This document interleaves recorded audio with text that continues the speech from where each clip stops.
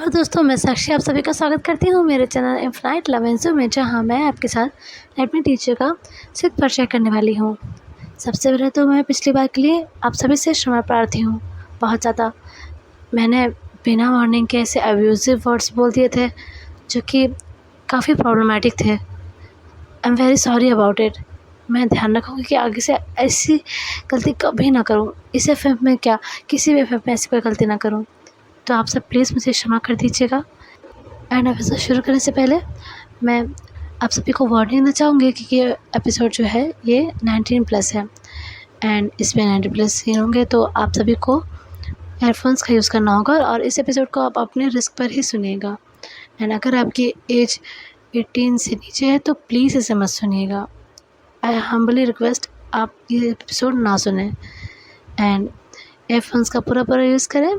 And अब हम finally episode की तरफ। पिछले एपिसोड में हमने देखा हमारा जो वैनकेजिंग होता है वो खुद से ही मन में कहता है कि क्या उसे जीशु से प्यार हो गया है। अब वो ये सब चीज़ें सोच रहा होता है, फिर वो गूगल पे इन सब बारे में काफ़ी सर्च करता है और उसमें भी यही लिखा होता है कि सेक्सुअलिटी फ्लूइड होती है। ज़रूरी नहीं कि अगर आप लड़की को पसंद करते हैं या लड़कियों को ही पसंद करते हैं तो आप लड़के को पसंद नहीं कर सकते, या फिर आप लड़कों में इंटरेस्टेड रहे हैं हमेशा से तो आप लड़कियों में इंटरेस्टेड नहीं हो सकते। ऐसा कुछ नहीं होता है, लेकिन हमेशा ऐसा ही हो ये भी ज़रूरी नहीं है।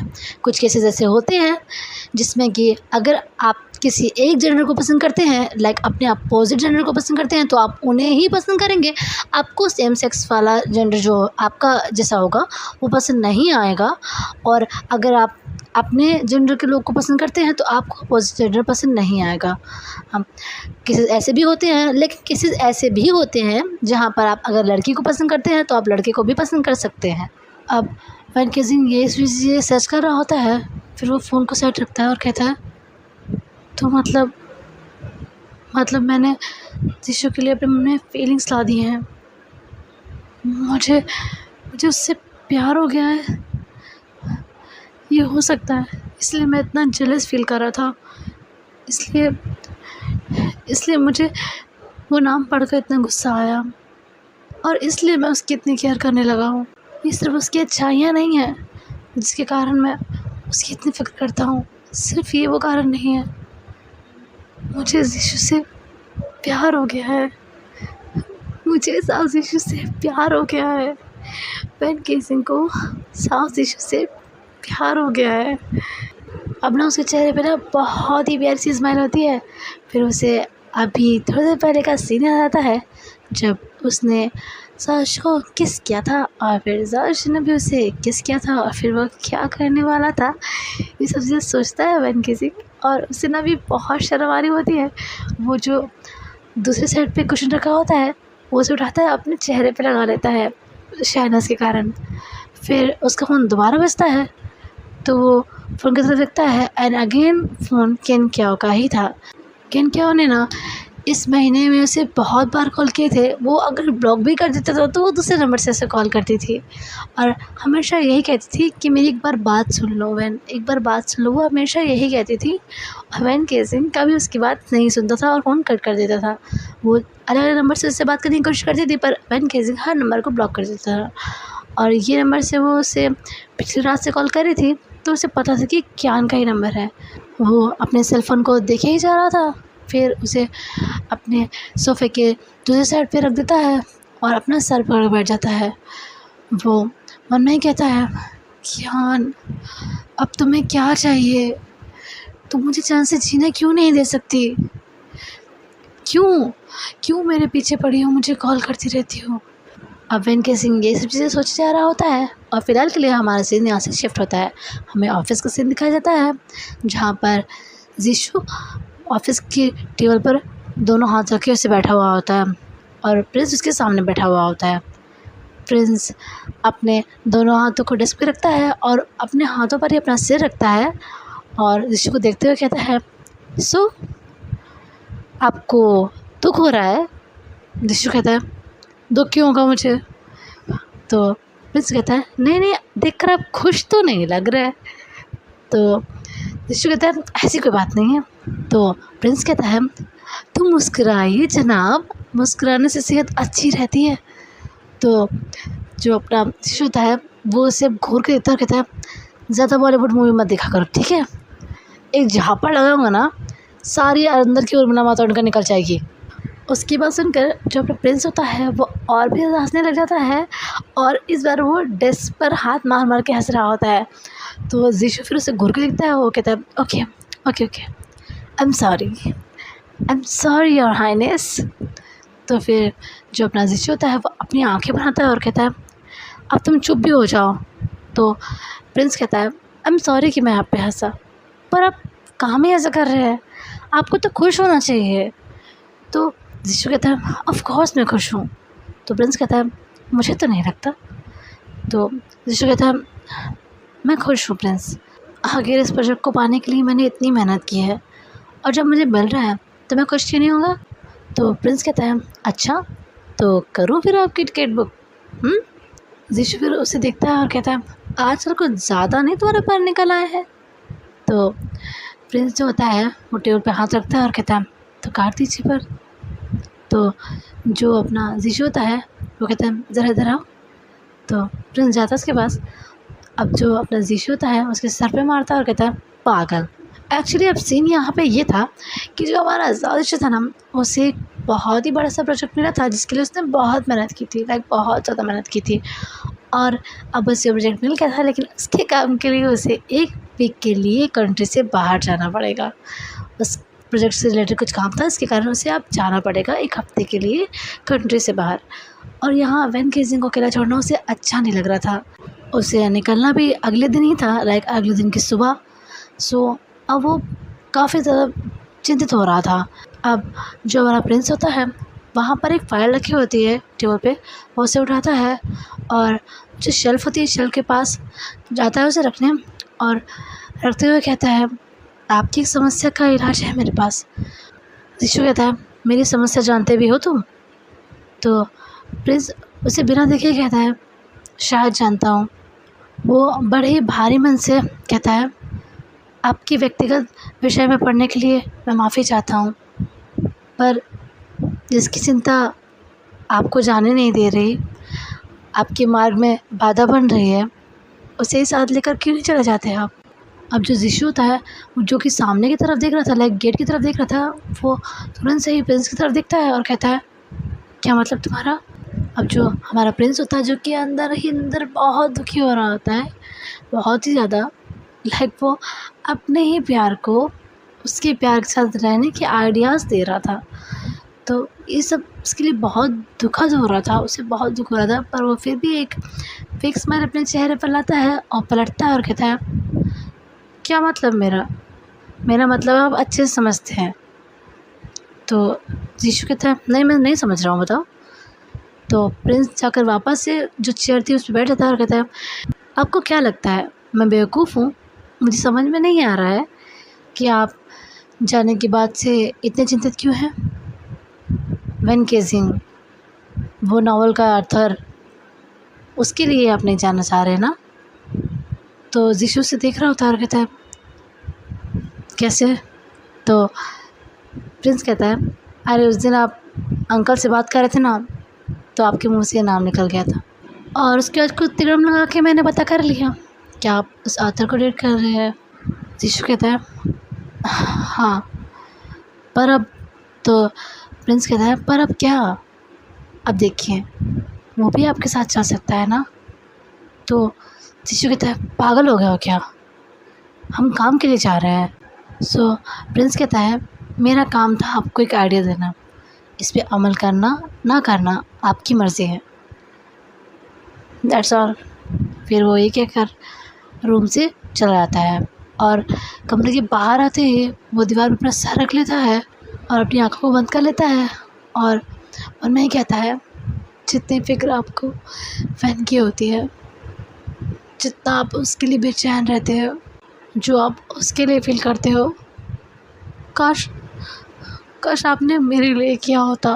काश वो मैं होता जिससे आपका प्यार, आपकी केयर, आपकी फ़िक्र मिलती। सब किस्मत की बात है, वरना मेरे जैसा प्यार आपको कोई नहीं कर सकता। जितना प्यार मैं आपसे करता हूँ उतना आपको इस दुनिया में कोई नहीं कर सकता। वैन केसिंग भी नहीं। फिर वो अपनी आँखों को खोलता है और उसे ना हल्के-हल्के आँसू आ रहे होते हैं।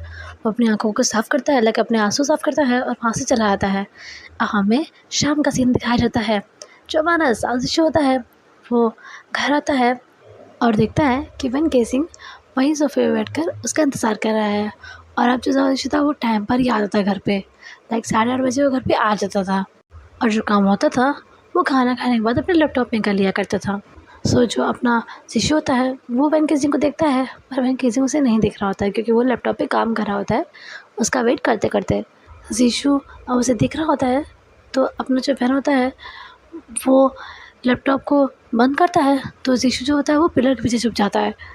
अब जो अपना वैन होता है वो उठता है, उसे प्यास लग रही थी तो वो पानी पीने के लिए किचन में जाता है। और जो हमारा शिशु होता है वो भी अब किचन की तरफ जा रहा होता है। हमारा जो वैन केसिंग होता है वो ग्लास में पानी डाल रहा होता है बोतल से, और जस्ट उसे उठाने ही वाला होता है पर उसने उठाया नहीं होता, उसमें बस ग्लास पकड़ा हुआ होता है। तभी जो हमारा शिशु होता है वो पीछे से आकर वैन को हक्का लेता है और वैन तो एकदम से ही शॉक्ड हो जाता है। अब ऑब्वियसली उसे शिशु का टच तो पता ही था, लेकिन फिर भी ऐसे सडन से कोई आके गले लग जाए तो इंसान शॉक तो होता ही है। तो वो भी शॉक में था। अब जो हमारा शिशु होता है वो वैन के शोल्डर पर अपनी चिन रखता है, लाइक अपना फेस रखता है और कहता है thank you so much van. अब वैन जो कि अब काम हो गया था वो सरसों के हाथों पर अपने हाथ रखता है जो कि अभी उसके स्टमक पे थे, और फिर उसकी तरफ हल्का सा अपना फेस करता है और कहता है थैंक्स किस लिए। तो जो अपना शिशु होता है वो वैन की तरफ अपना फेस करता है जिससे अब उनका फेस काफ़ी क्लोज था, और फिर वो कहता है मेरा वेट करने के लिए। तुम्हें पता है मैंने हमेशा यही चाहा था कि जब मैं घर आऊँ कोई मेरा वेट करे, मेरे साथ खाना खाए, बातें करे, पर ऐसा कोई था नहीं। जब तुम नहीं आए थे ना मेरा घर आने का भी मन नहीं करता था। किसके लिए आता, यहाँ कोई था ही नहीं, तो इसलिए मैं लेट नाइट आता और आकर चुपचाप सो जाता। पर जब तुम यहाँ आए तब मुझे एहसास हुआ कि ये मकान अब घर हो गया है। कोई है यहाँ पर जो कि मेरा इंतज़ार करता है जब मैं ऑफिस में रहता हूँ, कि मेरे पास भी कोई है जिसके पास मुझे लौट कर जाना है, जिससे मैं बिलोंग करता हूँ, कि मेरे पास भी कोई है जो कि जब तक मैं घर नहीं आऊँगा खाना नहीं खाएगा, भले ऐसे सो जाए। फैन तुम्हारे कारण अब इस घर में आने का मन करता है। मेरी ये विश पूरी करने के लिए थैंक यू। मेरी लाइफ में इस घर में आने के लिए थैंक यू।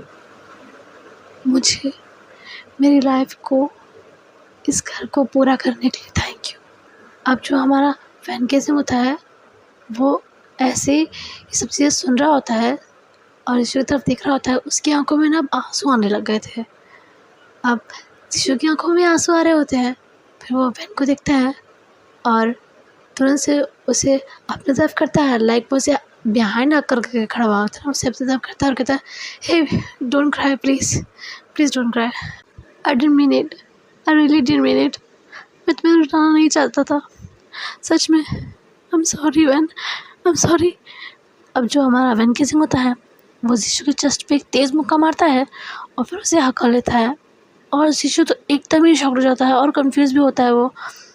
अब कंफ्यूज तो वैन के बिहेवियर से था और शॉक्ड इसलिए क्योंकि वैन केसिंग ने कभी उसे हक नहीं किया था। ये फर्स्ट टाइम था जब वैन केसिंग ने खुद से उसे हक किया था। अब वो शॉक में तो होता है, फिर वो भी काम हो जाता है और उसको बैक हक करता है और वापस से कहता है आई एम सॉरी वैन। अब वैन कहता है do hell with your sorry, मुझे तुम्हारा सॉरी नहीं चाहिए। अब शिशु स्माइल करता है और कहता है आई नो कि तुम्हें मेरा सॉरी नहीं चाहिए, but still I am sorry. अब वैन जो होता है शिशु को धक्का देकर खुद से अलग करता है और कहता है I said I don't want your sorry. अब वैन को ऐसे गुस्से में देखकर जो अपना शिशु होता है उसे हंसी आने लग जाती है। वो कहता है ओके ओके ओके, तुम मेरा सॉरी नहीं चाहिए, ठीक है मैं सॉरी नहीं बोलूँगा, तुम गुस्सा क्यों हो रहे हो। तो वैन कहता है तुम्हारे कर्म ही ऐसे है जो मैं गुस्सा हो रहा हूँ। फिर वो पलटता है और जो ग्लास में उसने पानी निकाला था वो ग्लास को लेता है और वापस से शिशु की तरफ पलटता है और पानी पीने लग जाता है। और शिशु इनको देख रहा होता है। अब जब भी कोई पानी पीता है तो पानी जब इंसान पी लेता है तो उसकी कुछ बूंदें आपके होठों पे और आपकी चिन पर आ जाती है, मतलब आपकी चिन आपके होंठ पूरे भीग जाते हैं। अब जो वैन होता है वो ग्लास को काउंटर पे रखता है और अपना शिशु तो उसे देख ही रहा होता है। लाइक शिशु का सारा ध्यान अभी वैन के लिप्स पर और उसकी चिन पर था, जहाँ पर से पानी की बूंदें हल्की हल्की फिसल रही थी नीचे की तरफ। और शिशु ना वैन को काफ़ी डिज़ायरिंग और लस्ट भरी नज़रों से देख रहा होता है। अब वैन तो उसकी तरफ देख ही नहीं रहा होता है, वो तो ग्लास रखता है और जैसे ही शिशु की तरफ बढ़ता है शिशु आकर उसे किस करने लग जाता है। और वैन तो लाइक कुछ समझ ही नहीं पाता कि ये हुआ क्या। और शिशु इस बार बिल्कुल भी नॉर्मल तरह से किस नहीं करता है, वो जब भी किस करता था तो पहले थोड़ा सॉफ्ट रहता था, इस बार वो काफ़ी हंग्री तरह से उसे किस किया जा रहा होता है।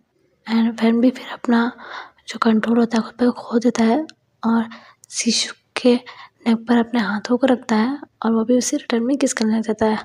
अब शिशु वैन के माउथ से हट के उसके चिन पर रख के किस करने लग जाता है। एंड फिर वो धीरे धीरे नीचे आता है, लाइक उसके नेक पर वो किस करने लग जाता है। और वैन के सिंह का तो दिमाग ही ख़राब हो रहा होता है। शिशु उसके नेक पर किस कर रहा होता है और बाइट भी कर रहा होता है। और जो अपना वैन होता है वो एक हाथ से अपने मुंह पर अपने हाथ रखे हुए होता है और एक हाथ से वो शिशु के बालों पर अपने ग्रिप बनाया होता है, लाइक उसने उसके बालों को पकड़ा हुआ होता है। अब जो शिशु होता है वो वैन को किस करना छोड़ देता है और वापस से वैन की तरफ देखता है, जो अभी बहुत ज़्यादा हैवी ब्रीथिंग कर रहा था, लाइक उसकी सांस बहुत उखड़ रही थी। और वैसी सिचुएशन अभी शिशु की भी थी। शिशु फिर वैन को ऐसे लिफ्ट करता है और उसको काउंटर पर बैठा देता है और वापस से उसके लिप्स पर किस करने लग जाता है। वैन केसिंग भी उसे किस बैक कर रहा होता है और वैन केसिंग के दोनों हाथ अभी शिशु के बालों पर अपनी ग्रिप बनाए हुए होते हैं। फिर जो अपना शिशु होता है वो वैन केसिंग के शर्ट के बटन खोलने लग जाता है और जो वैन केसिंग होता है वो शिशु के शर्ट के बटन खोलने लग जाता है। अब जो शिशु होता है वो वैन के शर्ट को पूरा खोल देता है और उन्हें दूसरे साइड से गिरा देता है, लाइक वैन की शर्ट वैन के फोर आर्म पर थी, उसके शोल्डर पे नहीं थी, उसकी बॉडी पे नहीं थी।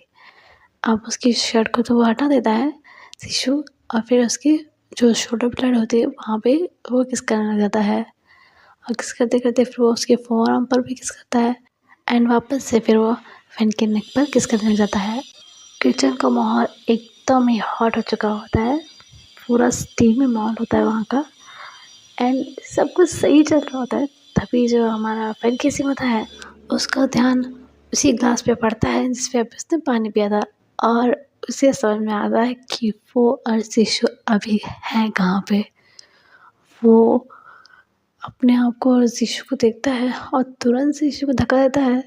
शिशु तो एकदम ही शॉक्ड हो जाता है, उसे इरिटेशन भी हो रही थी, फ्रस्ट्रेशन भी हो रही थी और उससे हल्का गुस्सा भी आया था मन पे। उनकी तरफ देखता है और कहता है अब क्या।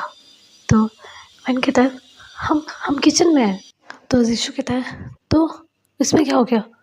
तो वैन जो था वो काउंटर से उतरता है और कहता है तो इसका मतलब ये है कि we can't do it here, हम यहाँ ये सब नहीं कर सकते। शिशु कहता है हाँ पर क्यों। तो वैन कहता है यार तुमको शर्म वरम नहीं आती क्या, किसी ने देख लिया तो शिशु कहता है सीरियसली यार। तो मैं कहता है आप अपनी शर्ट और अपनी बाल ठीक करो, मैं भी अपनी शर्ट ठीक कर लूँ। वैसे करके अपने शर्ट के बटन लगाने लग जाता है।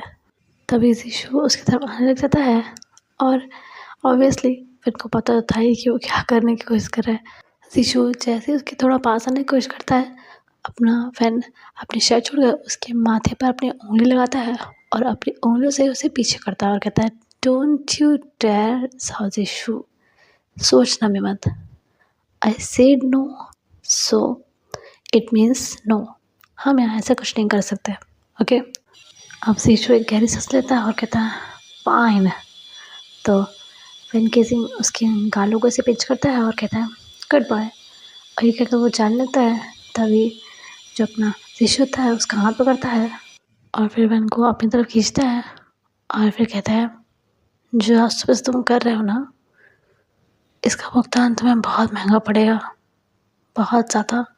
अब उसकी बात सुनकर वैन स्माइल करता है और कहता है, ओके, देखते हैं। और ये कहकर जो अपना शिशु होता है उसके हाथ से अपना हाथ छुड़ाता है और खाना गर्म करने लग जाता है। शिशु वही काउंटर पर खड़ा होता है और कहता है, सारे सर्वेंट्स कहाँ गए? तो वैन कहता है, जाएंगे कहाँ, घर में ही है। तो शिशु कहता है, तो आप खाना क्यों गर्म कर रहे हैं? तो वैन कहता है, क्योंकि मुझे करना था ये काम और मैंने उनसे कहा कि वो लोग रेस्ट कर लें। तो शिशु कहता है, मतलब वो सब रेस्ट कर रहे हैं, इसका मतलब हम यहाँ पर। तो वैन होता है, वो एक स्पून लेता है और शिशु के सर पे मारता है और कहता है, सोचना भी मत, तुम्हारी सुई तो वहीं पे अटक गई है। अब उसकी बात सुनकर ना शिशु को हंसी आने लगती है, वो हंसने लग जाता है। फिर वैन भी स्माइल करता है। फिर शिशु कहता है, पर अचानक से ऐसा क्यों, कोई खास बात है क्या? तो वैन कहता है, तुम थोड़ी देर शांत नहीं रह सकते, हर वक्त कुछ ना कुछ बोलते रहते हो, मुझे फोकस ही नहीं करने दे रहे। उसकी बात सुनकर शिशु को फिर से हंसी आने लगती है, वो हंसने लग जाता है। तो वैन उसकी तरफ देखता है और कहता है, जब तक मैं खाना गर्म कर रहा हूँ तुम जाकर हाथ मुँह धुल लो। शिशु कहता है, ओके। उसके बाद वो किचन से चला आता है। वैन केजिंग उसी डायरेक्शन में देख रहा होता है जहाँ से शिशु अभी गया था, लाइक किचन की डोर की तरफ। वो उधर देखता है, फिर स्माइल करता है और अपना ही हाथ शेक करता है। अब हमें थोड़ी देर बाद का सीन दिखाया जाता है। वो दोनों लोग खाना खा लिए होते हैं और फिलहाल उन लोग रूम में बैठे हुए होते हैं। वो लोग ना ऐसे साइड बाय साइड पे बैठे हुए होते हैं। अब शिशु देखता है कि जो वैन केसी है वो बहुत ही नर्वस हो रहा है। ऑब्वियसली नर्वस तो होगा ही, क्योंकि उसे समझ में नहीं आ रहा था कि वो शिशु को कैसे बताए कि उसे शिशु से प्यार हो गया है। हालांकि उसे ये तो पता था कि शिशु उसके लिए फीलिंग्स रखता है, उससे प्यार करता है, क्योंकि उसके गेस्चर्स, उसकी बातें ये सबसे साबित करती थी। पहले जब वैन यहाँ पे नया नया आया था तब शिशु उससे हट कर रखता था, अपनी फीलिंग से हट कर रखता था, लेकिन अब वो इससे हट नहीं करता था। सो वैन ये तो जानता था कि शिशु उससे प्यार करता है, पर वो अभी खुद नहीं कह पा रहा था कि वो भी शिशु से प्यार करता है। वैसे नर्वस होकर बैठा हुआ होता है। तो शिशु कहता है, क्या हो गया तुम्हें, इतना अजीब सा बिहेव क्यों कर रहे हो? तो वैन कहता है, खुशबू से नहीं। तो शिशु फिर उसका हाथ पकड़ता है और कहता है, क्या बात है, प्लीज़ मुझे बताओ। अब वैन बहुत हिम्मत करके कोशिश करता है कि वो शिशु को बता दे। वो कहता है, शिशु शिशु एक्चुअली इतना ही बोल पाता है। तभी वैन का फ़ोन बजता है। अब वैन और शिशु दोनों ही वैन के फ़ोन की तरफ देखते हैं और वैन तो फ़ोन की स्क्रीन को देखते ही गुस्से में आ जाता है। शिशु फ़ोन की तरफ देखता है और फिर वैन की तरफ देखता है। वैन फिर शिशु की तरफ देखता है। शिशु कहता है, किसका कॉल है? वैन कुछ नहीं बोलता है। फिर शिशु कहता है, वैन किसका कॉल है? तो वो कहता है, कियान। तो शिशु भी शौक जाता है। शिशु कहता है, कियान? तो वैन कहता है, आई डोंट नो व्हाई, पर वो मुझे पिछले 1 महीने से कॉल किए जा रही है। हमेशा ये कहती है कि उसे मुझसे बात करनी है। वो समझती नहीं कि मुझे उससे बात करने में कोई इंटरेस्ट नहीं है। मैं नहीं चाहता वो मुझे कॉल क्यों कर रही है। मैं कितनी बार उसका नंबर ब्लॉक कर चुका हूँ, पर उसे समझ में ही नहीं आता। मैं परेशान हो चुका हूँ उसके कॉल देख देख कर। नए नए नंबर से मुझे कॉल करती है। मुझे नहीं बात करनी उससे, उसे समझ में ही नहीं आता। अब जो शिशु होता है वह की पूरी बात को ध्यान से सुनता है और फिर थोड़ी देर तक चुप रहता है। फिर वह के हाथ को होल्ड करता है और कहता है, तो एक बार बात कर लो।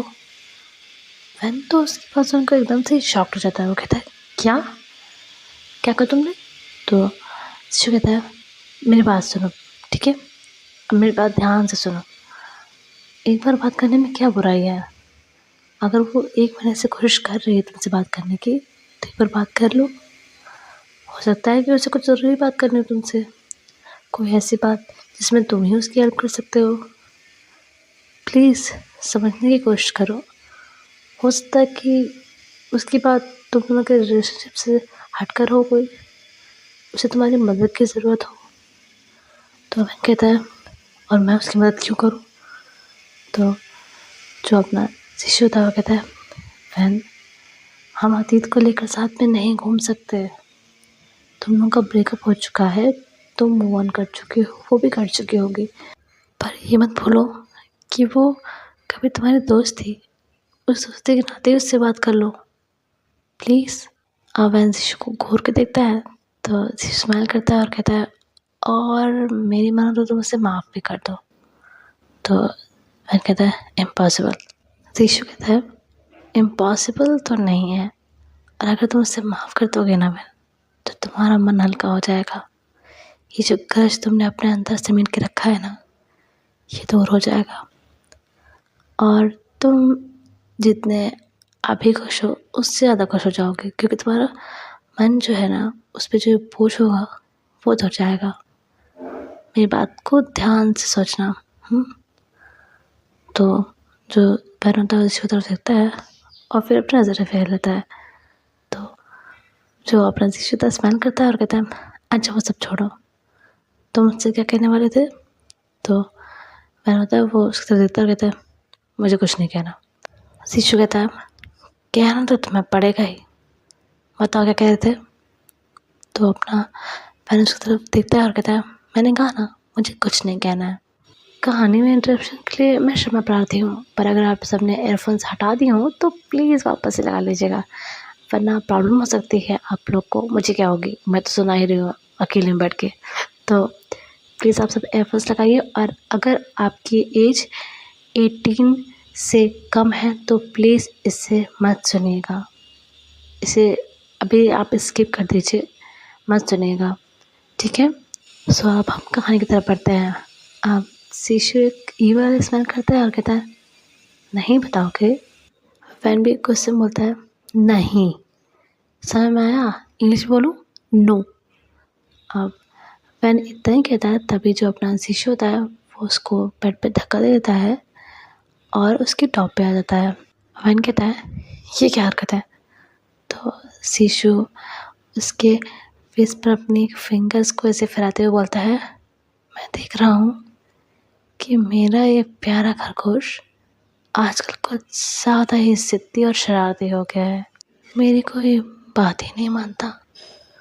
अब जब स्टूडेंट जो होते हैं जब वो टीचर की बात नहीं मानते, तो तुम्हें तो पता है ना कि टीचर क्या करते हैं। अब जो अपना पेन होता है वो तो शिशु की तरफ ही देखे जा रहा होता है, और अब उसका मूड बिल्कुल भी ख़राब नहीं था, और वो गुस्सा तो वैसे भी शिशु पे नहीं था। वो तो बस ये देखा था कि ये क्यों उससे बात करने के लिए कह रहा है, तो वो बस हल्का सा उससे इरिटेट हो गया था जिससे, वरना वो गुस्सा उस पर नहीं था। और अब तो जो उसका पहले मूड ख़राब था वो भी ठीक हो चुका था, लाइक कुछ ज़्यादा ही ठीक हो चुका था। अब जो वैन होता है वो तो शिशु को देख रहा होता है, तो शिशु कहता है तुमने जवाब नहीं दिया। वैन कहता है क्या? तो शिशु कहता है जब स्टूडेंट बदतमीज़ हो जाते हैं, टीचर की बात नहीं मानते, तो टीचर क्या करते हैं? वैन फिर अपने नज़र को हल्का से नीचे करता है और कहता है पनिश करते हैं। तो जो अपना शिशु होता है वो कहता है क्या? मैंने कुछ सुना नहीं, क्या कहा तुमने? तो जो अपना वैन होता है वो थोड़ा तेज़ बोलता है पनिश करते हैं। तो जो अपना शिशु था वो स्मिंग करता है और कहता है वेरी गुड। अब शिशु उसके टॉप से उठ जाता है और जो वैन होता है उसको उसकी शर्ट के कॉलर से पकड़ के उठाता है और उसे भी उठा लेता है। फिर वो उसे किस करने लग जाता है काफ़ी ब्रूटली, एंड जब अपना वैन उसे किस बैक करता है तो शिशु उसके बालों को पकड़ के उसका फेस थोड़ा पीछे कर देता है, जिससे उसका चेहरा थोड़ा ऊपर हो जाता है और वो शिशु को देख रहा होता है। शिशु कहता है तुम्हें मुझे किस करना अलाउड नहीं है। अगर तुमने कोई भी मेरी कोई बात नहीं मानी तो उसकी सज़ा बहुत बुरी होगी, समझे? तो वैन ऐसे हल्का सा नोट करता है। शिशु कहता है गुड। अब शिशु वैन के बालों को पकड़े हुए ही उसकी चिन पर किस करने लग जाता है। फिर वो वैन के नेक पर किस करने लग जाता है और वैन जैसे ही शिशु के बालों पर अपने हाथ रखने जा रहा होता है, अपना जो शिशु होता है वो वैन के नेक पे बहुत तेज़ से बैठ कर लेता है। वैन तो एकदम से ही चीखता है। शिशु फिर उसके नेक से अपना फेस हटाता है और कहता है दूसरा रूल, तुम मुझे छू नहीं सकते। दोबारा मुझे छूने की कोशिश की तो इससे भी बुरी सज़ा दूंगा। वैन शिशु की तरफ देख रहा होता है जो कि अभी हल्का लस्टी और हल्का साइको लग रहा था। वैन फिर भी ऐसे नोट करता है क्योंकि उसे शिशु ऐसे बहुत ही ज़्यादा हॉट और सेक्सी लग रहा था।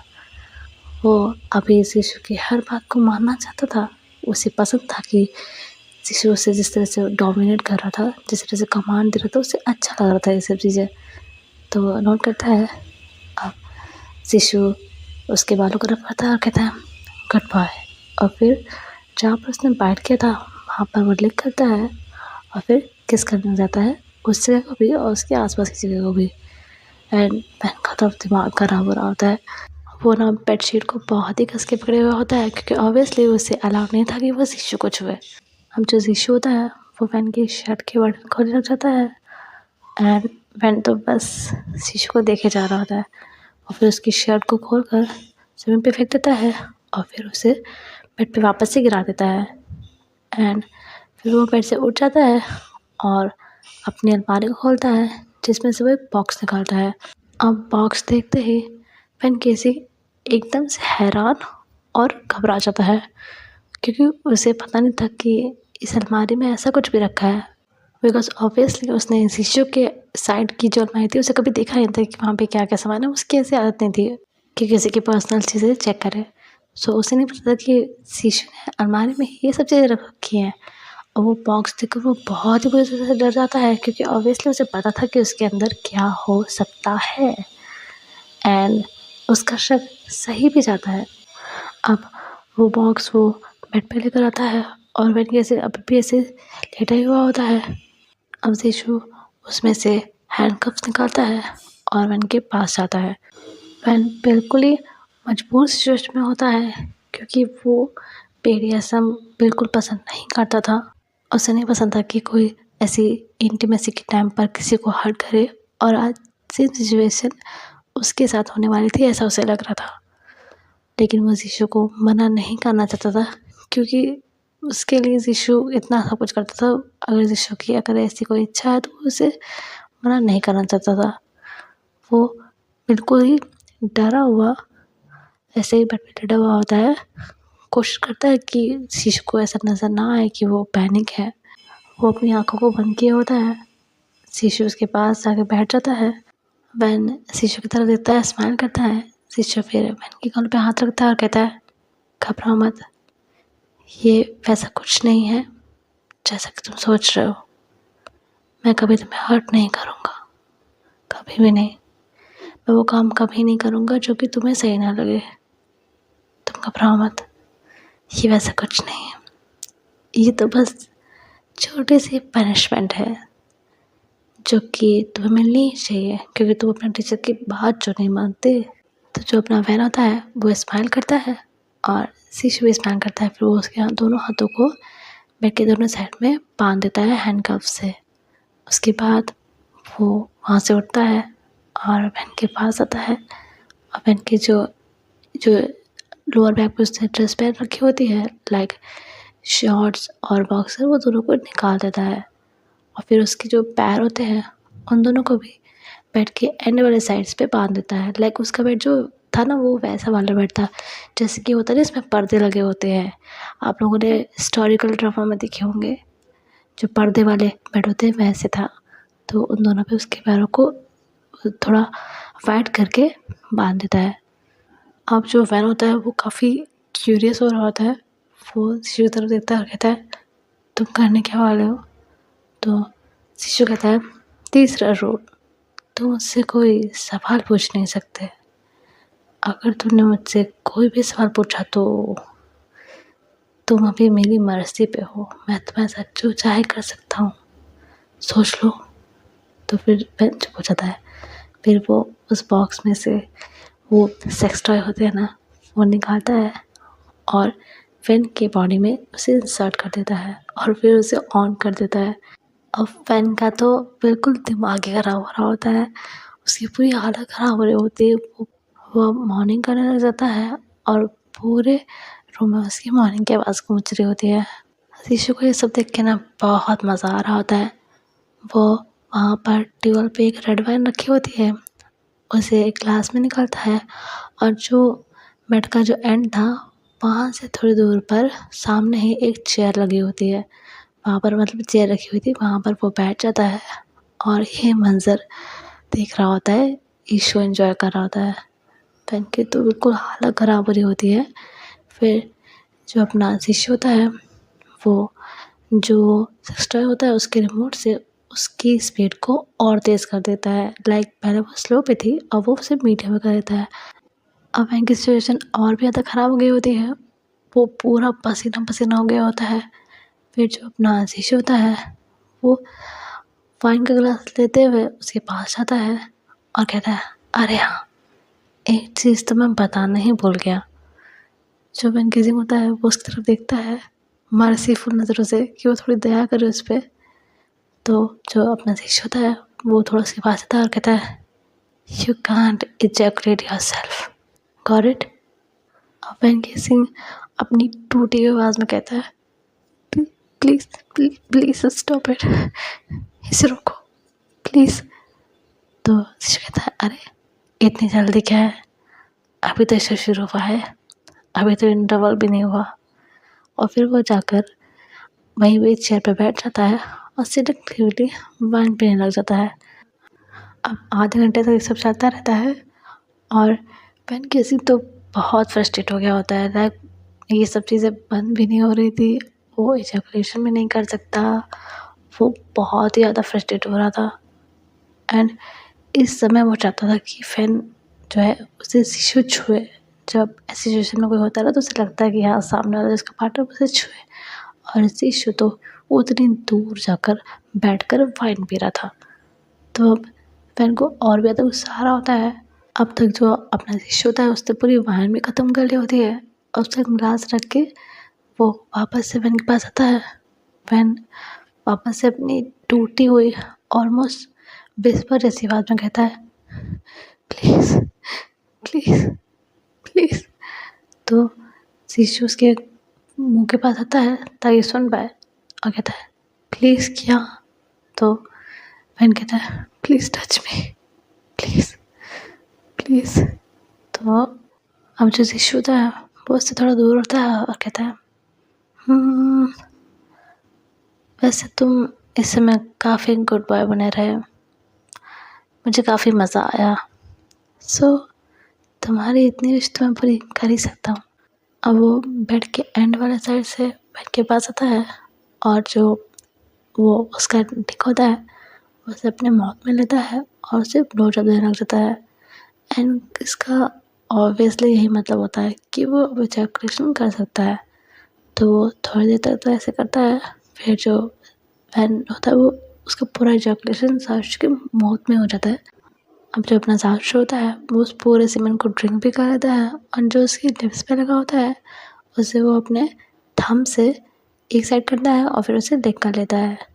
अब वो बेड से उठता है और जो उसके क्लोथ थे उसे वो रिमूव कर देता है। उसके बाद वो लुब्रिकेंट लेता है बेड साइड टेबल से और उसके बाद उस लुब्रिकेंट से खुद को और फैन किसिंग को प्रिपेयर करता है। एंड उसके बाद वो फैन की बॉडी में एंटर करता है, बट वो अभी थ्रस्टिंग स्टार्ट नहीं करता है। अभी वो फिर फैन के लिप्स के पास आता है और उसे किस करने लग जाता है। इससे क्या होता है, जो अपना फैन किसिंग होता है वो अब उतना पेन फील नहीं कर रहा होता है। लाइक उसका अब ध्यान भटक गया होता है साउश के किस से, और वो भी साउश को बैक किस करता है और जो साउश होता है वो उसके गालों को और उसके बालों को रब कर रहा होता है किस करते टाइम। एंड जब फैन किसिंग उसे किस करना स्टार्ट कर देता है तब वो थ्रस्टिंग स्टार्ट करता है। अब शिशु थोड़ा सा नीचे आकर उसके नेक पर, उसकी चेस्ट पर किस करने जाता है, बाइट करने जाता है, सक करने लग जाता है। एंड ऐसे ही वो लोग इंटीमेट होते हैं। अब हमें थोड़ी देर बाद का सीन दिखाया जाता है। जो हमारा पेन होता है वो अभी भी बंधा हुआ होता है, और जो शिशु होता है वो उसे हग करके लेटा हुआ होता है। अब जो अपना पेन केसिंग होता है वो कहता है, रास्कल, मेरे हाथ नहीं खोलोगे क्या? तो अपना शिशु उसकी तरफ देखता है और कहता है, मेरा बिल्कुल मन नहीं है। तो शिशु को पेन खोल के देखता है और कहता है, मेरा हाथ खोलो। तो वो कहता है, ओके ओके, गुस्सा क्यों हो रहे हो? मैं कहाँ से तुम्हें यहाँ पे बंदी बना के रखूँगा? तुम तो ऑलरेडी मेरी कैद में हो। तो पेन केसिंग उसे खोल के देखता है, फिर स्माइल करता है। तो शिशु भी स्माइल करता है और फिर उसके माथे पे किस करता है, और जो हैंडकफ्स थी उन्हें खोल देता है। अब शिशु उसके दोनों हाथों पे किस करता है, फिर पेन से कहता है, क्या ये सब बहुत ज़्यादा पेनफुल था? तो पेन कहता है, था तो, मेरी पूरी बॉडी शेक कर रही है अभी तक, बट सच कहूँ, it was amazing, literally amazing. तो शिशु होता है उसके सर पे मारता है, कहता है, तुम कैसे अजीब हो? तो वैन कहता है, तुम नहीं हो? तो वैन कहता है, हम दोनों ही अजीब हैं।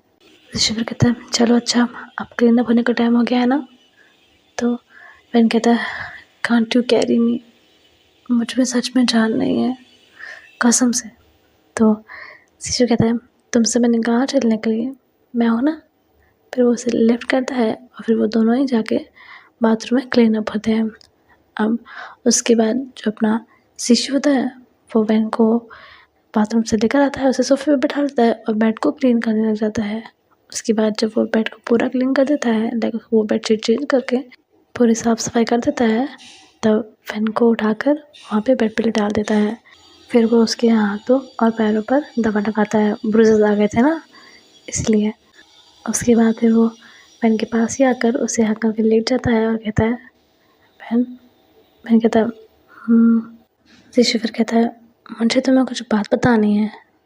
तो बहन शिशु की तरफ देखता है और कहता है, क्या? शिशु कहता है, मुझे कल एक वीक के लिए कंट्री से बाहर जाना है। अब बहन ये सुन के एकदम से शॉक जाता है, वो कहता है, क्या? तो शिशु कहता है, और जहाँ मैं जा रहा हूँ वहाँ का मौसम बहुत ख़राब रहता है, तो वहाँ पर हमारी बात भी हो पाएगी इसकी कोई गारंटी नहीं है, क्योंकि नेटवर्क का बहुत इशू रहता है वहाँ पे। तो इस एक वीक में शायद ही हमारी बात हो पाए।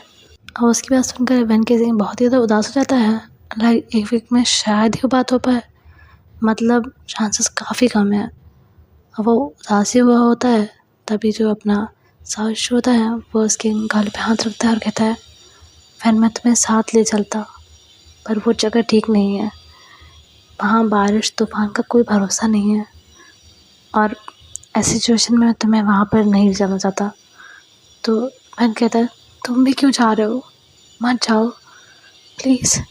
तो शिशु उसके माथे पे किस करता है और कहता है, वो मेरा ड्रीम प्रोजेक्ट है, उसके लिए मुझे वहाँ जाना ही होगा, और तुम मेरी फ़िक्र मत करो, मैं अकेले थोड़ी जा रहा हूँ, वहाँ पर मेरा पूरा स्टाफ होगा, हम लोग पूरी तैयारी और पूरी प्रिकॉशंस के साथ ही जाएंगे, तो मेरी फ़िक्र मत करो, ठीक है? वैन कहता है, शिशु प्लीज़। तो शिशु कहता है, वैन तुम मेरे साथ ही हो, मेरे इस फैसले में मेरा साथ नहीं दोगे? अब वैन क्या ही बोलता। वैन फिर कहता है, मैं भी चलूँगा साथ में। शिशु कहता है, नो। वैन कहता है, क्यों? जब तुम जा सकते हो प्रिकॉशंस के साथ तो मैं क्यों नहीं चल सकता? तो शिशु कहता है, तुम वहाँ के क्या करोगे, बोर ही हो जाओगे, यहाँ रहो, यहाँ रहने तुम्हारे लिए सबसे अच्छा रहेगा। वैन कहता है, नहीं, मैं तुम्हारे साथ चलूँगा। शिशु कहता है, नहीं, नो आर्ग्यूमेंट्स, तुम हमारे साथ नहीं आ रहे हो, ठीक है? यहाँ रहो और मेरी उस नॉवल को कंप्लीट करने का सोचो, उसे कंप्लीट करो, जब मैं वापस आऊँ तो मुझे कोई उसका बहुत ही अच्छा सा सीन सुनाना, ठीक है? अब वैन फिर कहता है, शिशु प्लीज़। तो शिशु कहता है, नो एंड इट्स फाइनल। फिर जो अपना पेन होता है वो दूसरी साइड करके अपना मुँह लेट जाता है। तो अपना जीशु स्माइल करता है और उसको बैक हग कर लेता है और कहता है, वैन मेरे अच्छे स्टूडेंट, मेरे प्यारे खरगोश, मुझसे गुस्सा मत होना, ओके? अच्छा, मुझे तुमसे कुछ कहना है, लेकिन वो तो मैं तभी कहूँगा जब तुम मेरी तरफ देखोगे। वैन देखो मेरी तरफ। वैन कैसे नहीं देखता उसकी तरफ। जीशु कहता है, ठीक है, तो मुझे जो कहना है वो भी मैं तभी कहूँगा जब मैं वापस आ जाऊँगा, ठीक है? वैन अब भी कुछ नहीं बोल रहा होता है और दूसरी साइड अपना चेहरा करके लेटा हुआ होता है। जीशु स्माइल करता है और अपनी आँखें बंद करके सो जाता है। और वैन जो होता है वो भी जग ही रहा होता है। उसे बहुत ही ज़्यादा चिंता हो रही होती है जीशु की, पर ऑब्वियसली जीशु उसके साथ जाने नहीं दे रहा था। वो ऐसे चिंता में ऐसे लेटा हुआ होता है और इवेंचुअली उसकी आँख लग जाती है। अब जब उसकी आँख खुलती है तो वो देखता है कि जो अपना जीशु है वो जग गया है और वो तैयार हो रहा है जाने के लिए। वो अपना सारा सामान पैक कर लिया होता है और खुद रेडी हो रहा होता है, मतलब अपने बाल बना रहा होता है। अब वो तैयार हो जाता है, फिर वो वैन की तरफ देखता है और कहता है, गुड मॉर्निंग खरगोश। वैन कुछ भी रिप्लाई नहीं देता है और दूसरी तरफ चेहरा कर लेता है। तो जीशु कहता है, अब भी गुस्सा हो यार, अब तो मैं जा रहा हूँ, कम से कम अब भी तो मुझसे प्यार से बात कर लो। वैन कुछ भी नहीं बोलता है। फिर जीशु कहता है, ओके, कर तेरा गुस्सा, जब मैं नहीं रहूँगा ना यहाँ पे तब देखना कितना मिस करोगे मुझे। जीशु की बात का वैन अब भी कोई रिप्लाई नहीं देता। अब जो अपना जीशु होता है वो स्माइल करता है और ऐसे अपने हेड को शेक करता है, फिर अपने बाल बनाने लगता है। बाल बनाने के बाद फिर वो वैन के पास आता है, उसकी माथे पे किस करता है और कहता है, मेरी फिक्र मत करना, तुम और अंकल है ना मेरे पास, तुम लोगों की ब्लेसिंग्स मुझे कुछ नहीं होने देगी। अच्छा, अब मैं चलता हूँ, फ्लाइट का टाइम हो रहा है, अपना ख्याल रखना। और हाँ, मेरी नॉवल का कुछ करना, कुछ अच्छा सीन बताना मुझे जब मैं वापस आऊँ। फिर वो उठ जाता है वहाँ से और अपना सूटकेस लाता है और रूम से बाहर जाने लगता है। तभी अपना वैन केसिंग बेड से उठकर आता है भागते हुए और शीशे को पकड़ता है, उसे अपनी तरफ टर्न करता है और उसे हक कर लेता है बहुत टाइटली। शीशु भी फिर अपने सूटकेस को छोड़ देता है और वैन को हक बैक करता है। वैन फिर कहता है, तुम्हें वापस आना है मेरे लिए, अंकल के लिए, समझे? तो शीशु कहता है, हाँ मैं जानता हूँ, तुम लोगों के बिना तो मैं मर भी नहीं सकता। तो वैन उससे अलग होता है और उसके फेस पर हल्की सा स्लैप करता है और कहता है, चलते हुए भी ऐसे मनहूस बातें करना ज़रूरी है। तो शीशु स्माइल करता है, कहता है सॉरी। फिर वैन कहता है, चलूँ तुम्हारे साथ एयरपोर्ट, तुम्हें छोड़ना है? शीशु कहता है, नहीं, अभी बहुत ज़्यादा ही सुबह है, तुम अभी सो जाना, ठीक है? और डोंट वरी अबाउट मी, मेरे पास मेरा स्टाफ है, पूरा सिक्योर होकर ही हम लोग जा रहे हैं, ठीक है? मेरी फ़िक्र मत करना, अपना ख्याल रखना, ओके? एक एक कर वो वापस से वैन को हक करता है और फिर वहाँ से चला जाता है। एंड फिलहाल के लिए इतना ही कहा, इसमें मिलती हूँ आपको नेक्स्ट चैप्टर में। तब तक के लिए वीडियो पसंद आया हो तो लाइक कर दीजिएगा, चैनल पर सब्सक्राइब कर दीजिएगा, वीडियो को शेयर कर दीजिएगा और कमेंट में जय वैसे लिख दीजिएगा। कोशिश करूँगी कि नेक्स्ट एपिसोड इसका लास्ट एपिसोड ही रहे, पर कोशिश कर सकती हूँ, गारंटीज मैं किसी चीज़ की नहीं लेती। सो कोशिश करूँगी कि नेक्स्ट एपिसोड में FF ख़त्म हो जाए। एंड प्लीज़ अपने आसपास सफाई बनाए रखें, पानी को बर्बाद ना करें, पानी ही सब कुछ है। एंड किसी भी जानवर को हानि ना पहुंचाएं। जैसे मैंने पहले भी कहा था, अभी भी कह रही हूँ, जानवरों का भी इस धरती पे उतना ही अधिकार है जितना हमारा। हमें कोई अधिकार नहीं कि हम उन्हें हानि पहुंचाएं। इसी के साथ मैं मिलती हूँ आप सबको नेक्स्ट चैप्टर में। तब तक के लिए बाय बाय, जय वंशु। पिछले